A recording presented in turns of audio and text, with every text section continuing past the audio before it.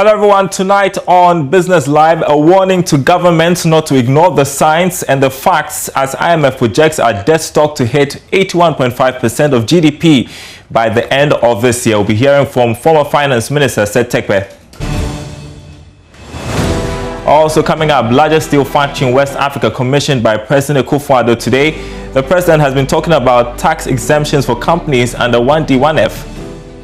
I want to reiterate government's continued commitment to providing strategic support to companies and enterprises operating in Ghana. Also tonight, government is being urged to, as a matter of urgency, ensure all state-owned properties following recent assessments which revealed that some properties were located at earthquake-prone areas. We'll have that story coming up. Thanks for being with us tonight on Business Live.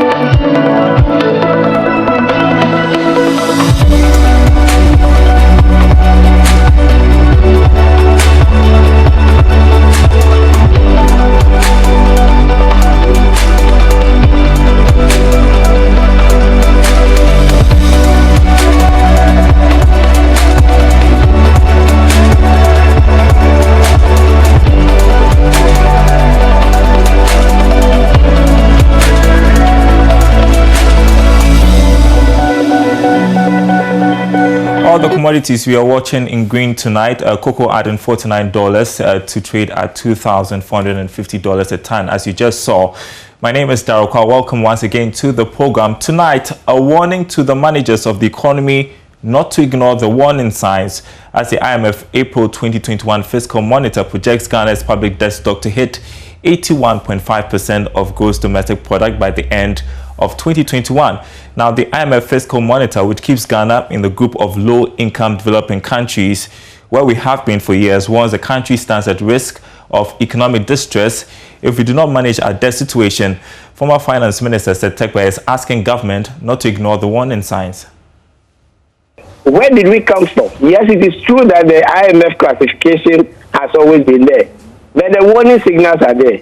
Let me make 2 points quickly. First, we have come from 57%. That is, even if you allow for the end March exchange rate that was used to calculate the 2016, debt, 57% to 80% plus. And we are confident. We shouldn't be confident, in this regard at all. I think it's a wake-up call. It is something which we have to. The other point that we need to emphasize is that Ghana cannot use parameters that are different from the best practice that is used. That is, And so, if we continue to underestimate and put things in footnotes only to be adjusted, we would one day wake up to realize that we have, a debt that is higher, much higher than we are being told. Fiscal indicators that are much higher than we are being told. Now, the other point I'd like to make is that, yes, COVID has had an impact, and we should not underestimate it. But I have always been urging that if you look at Article 4 and you look at the RCF report, Ghana had a fiscal gap of about 5 to 7% that had nothing to do with COVID. In fact, at the time we had told the World Bank, the IMF and the World Bank, when we got the $1 billion, dollar facility, that the gap on account of COVID was only 2.3%, 2 to 2.3%. So if you added the 2.3% to the 4.5% that the government projected, that is about 7%. So what accounted for the adjustment in the fiscal, in the media review to 11% and 13%? There are 4 items. There are 1, wages adjustments which have been made. 2, there are interest payments adjustments that were made. 3, there are amortization that, was underestimated. And 4, it is a bailout cost. These are the reasons. And these are things which have been lingering since 2017. And therefore, for example, 2017, there was no provision for bailout costs at all. So I would urge that we are dispassionate. We look at the numbers. Let's talk to the numbers. Let's talk to the facts. And you will realize that, much of what is being attributed to COVID has nothing to do with COVID at all. Economist Professor Peter Quartey has also been reacting to the IMF Fiscal Monitor report, urging government to focus on economic recovery and invest in productive sectors of the economy. Figures is being within acceptable limits. That is why we even try to stay within the threshold, the fiscal responsibility threshold and the like. Not to say that our revenue GDP ratio has not been the best, although still higher than some African countries. We still have room for improvement. But for COVID, I think if you compare it, you realize 2020 and 2029, if you compare these two periods as well as 2021, you will see some deterioration in our fiscal figures. Even our GDP growth has not been the best. But it's picking up. I think we should focus more on recovery, post-COVID recovery strategies.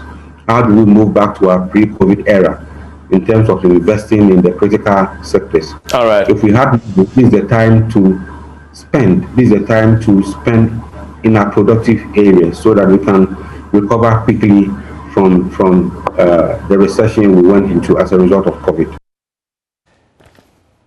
All right, that was Professor Peter Quartey, who is an economist reacting to the IMF Fiscal Monitor report. Let's turn to one of our top stories tonight. Government is being urged to, as a matter of urgency, to ensure all state-owned properties are insured. Now, this follows recent assessments which revealed that some properties were located at earthquake-prone areas. Now, let's pull out an artwork for you which appears to be a passionate appeal to President Akufo-Addo by the insurance practitioner, Justice Pepraje. So essentially saying, earthquake in Ghana, Mr. President, I'm very happy to hear that you have issued a number of directives to the ministries, departments, and agencies in response to a report compiled by a committee of experts tasked to assess the country's state of preparedness for the occurrence of earthquakes. Mr. President, it would be fully completed if all these properties are insured and the liability losses that may arise as a result of a possible earthquake also insured. Where it's difficult to mitigate and retain risk, transfer is a better option. My humble opinion. Thank you. That's Justice Pepraje, an insurance practitioner. He joins us on Zoom for more on this. So we have been monitoring the appeals from you. I just want to find out how dire it is for us. Should we not insure our properties in these earthquake-prone areas, as you mentioned? Okay, thank you very much. And let me use this opportunity to greet your viewers. I think I was very happy when I heard that the president has charged, the engineers to look at this. When you look at earthquake risk, there are pre-loss actions that needs to be taken, and there are post-loss actions that also needs to be taken. So when you want to build a structure, basically there are two ways that you need to build them. We have the box action. The box action means that you have to build your structure in a safe way so that when there's a movement of the earth, it can stand. Then the frame action means that you have to build in a certain way that when there's a movement, the builder can also move on the surface of the earth without any damage. But now let's realize, we should ask ourselves, do we have buildings built in these structures or in these ways? If you don't have buildings which are built in these ways to face earthquake, then what it means is when there's earthquake right now, no building is going to be able to stand. Now, if the buildings are not going to be able to stand, it means that first, pre-loss actions were not taken right. Now, if the pre-loss actions were not taken right, then we have to look at the post-loss actions. Now, the post-loss action is when there's an earthquake, there's going to be damage to properties. Looks like we have. It's not only the damage to properties, but there's also going to be damage to property and all other people. For instance, let's look at the government properties that you're talking about. There are a lot of people working in these buildings. So when there's a collapse, when there's an earthquake and there's a collapse of a building, all these people are going to what? Some are going to die, some are going to get injured. Let me remind us of the Melcombe's case that happened in Accra. There was a sudden fall of the building, and when the building collapsed, we all saw the casualties that was presented to us. So this is why it's necessary to transfer these risks, because now when we look at it, we don't have building built in this structure in this way to face any earthquake. So if you don't have these, then it's on us for us to insure them, transfer the risk that comes with the earthquake. And the most fascinating thing is, when you look at the Insurance Act 2006, Section 183 and 184 mandates all private commercial properties to be insured, but government properties are not there. So all private commercial properties are to be insured. So this means that when there is any fall of a building, because maybe due to collapse or other perils, then the people can have compensation from insurance companies. But what about if government building collapse and fall on people and their properties, causes injury and damages? Where are these people going to get compensation from? So this means that it's important that we insure all these buildings, knowing that we don't have structures designed to face any possible earthquake in the country. One would think that it's a natural thing to do to insure public buildings. It should come naturally to the government. You've been practicing insurance for some time, so I'm just wondering, why is it difficult to do so? Yes, so sometimes when you look at government, you might say that it doesn't have limited resources. So in case that there's a sudden fall of government property on people, or maybe third parties, causing injury or death, government might think that they have all the means, they have the resources to take care of these people. But when it comes to the economics of the economy, that's where you realize that even if you have the money to take care of these people, you could have diverted it into other sectors, whilst you transfer that risk to other people like insurance companies, to cater for those ones. And you realize that anytime there's casualties, people call on government. Anytime there are fire on our markets, people are calling on government. And it's the same money that government will use to compensate these people. But if the risk is being transferred to insurance companies, then it becomes easier for government to look elsewhere, to concentrate on other activities or other parts of the economy, and leave this one, transfer these risks also into the hands of insurance companies. Okay. So government might think that it has enough resources so that when there's any casualty, it can. But if it's transferred, government can look elsewhere and concentrate so much and push more money into other sectors of the country. That's an unfortunate assumption, but just for people who are thinking that, threats of a possible earthquake is alarmist, how close are we to that? Okay, so I think you can realize that recently there was the earth trembled, something small, and we realized that something will happen. And Ghana has experienced earthquake. I think the first one was in 1615, and aside that we have experienced a serious one 3 times. The last one being, I think, 1939. So this means that there's a possibility. Anything that there's a possibility of happening means that you need to look at it. One thing I'm happy about what government initiative has done is, anytime, most of the times we wait for the event to happen before we do the post-loss actions. And this, I'm very happy that he has charged the engineers to check these. But I think what we need to add is the insurance bit, the insurance aspect. Because the engineers, I know they will go and they will come out that most of the structures are not built to stand earthquake in Ghana. So if they are not able to stand earthquake in Ghana, and there's a possibility, some has happened before, we can talk about 3 occasions, and there's a possibility that some can happen again, then transfer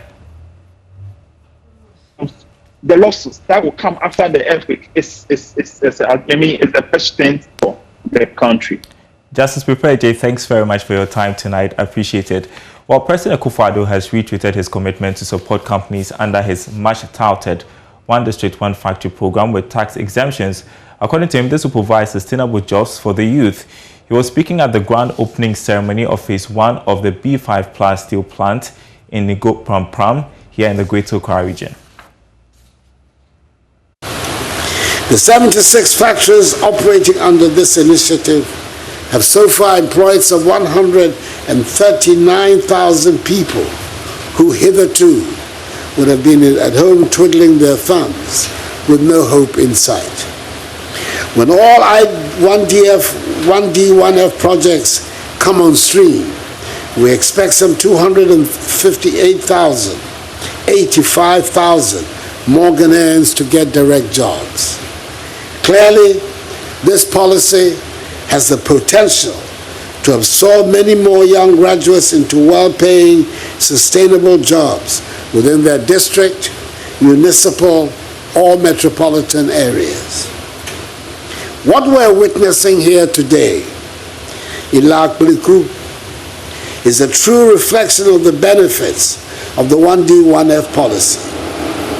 That is the creation of thousands of direct and indirect jobs and the expansion of value addition activities in the country. It is gratifying to note that the companies converting scrap metal gathered from across the country into building materials which is feeding the construction industries in Ghana and the ECOWAS region. Government's agenda of import substitution, export diversification, and the industrial transformation agenda is being supported significantly by B5 Plus Limited. I want to reiterate government's continued commitment to providing strategic support to companies and enterprises operating in Ghana. We will continue to enhance the existing incentive framework designed to make 1D1F designated companies more competitive and sustainable. The incentives, which include tax holidays, import duty waivers, and interest rate subsidies, are designed to help build the capacities and competitiveness of these enterprises and to position them for greater productivity and efficiency. The Trade Minister, Alan Chomantin, was at that event. He said the presence of B5 Plus will go a long way to reduce the over 4 billion cedi worth of steel and iron imported into Ghana annually. In this country, every year, we import over 4 billion Ghana cedis worth of iron and steel products into our country. It is the second leading imports in Ghana after automobiles and vehicles. And so any effort that seeks to promote import substitution and develop local productive capacity to replace the imports is worth celebrating. And that is why we would like to join hands in congratulating the management and staff of this company. Secondly, is the potential for exports. And as Mike indicated, this company is already exporting to all the 16 ECOWAS countries. But it goes beyond that. With the headquarters of the African Continental Free Trade Area in Ghana now, and with the start of trading under AFTA having commenced, I'm fully convinced that within the next year or two, B5 Plus will not be a household name only in West Africa, but throughout the continent of Africa. Thirdly, is the critical importance that steel plays in industrial transformation. And the evidence is there. India, China, all the major industrialized countries. Well, meanwhile, founder and CEO of B5 Plus Limited, Mukesh Thapwani, called on President Akufo-Addo to address a number of challenges which affect local production. He cites the importation of certain finished products which can be produced locally. That B5 Plus produces not only for the Ghanaian market, but it has also become a net exporter to all the 16 West African countries. Moreover, we are more than that delighted to share with you all that B5 Plus now directly and indirectly supports and employs over 15,000 people. We have more than 1,000 distributors across Ghana, making it biggest distribution network of steel. And with branches in major regions, we get quality goods at competitive rates to the doorstep of every Ghanaian. And you're watching Business Live. Before we go away tonight, we want to bring you a summary of news making rounds in the international world.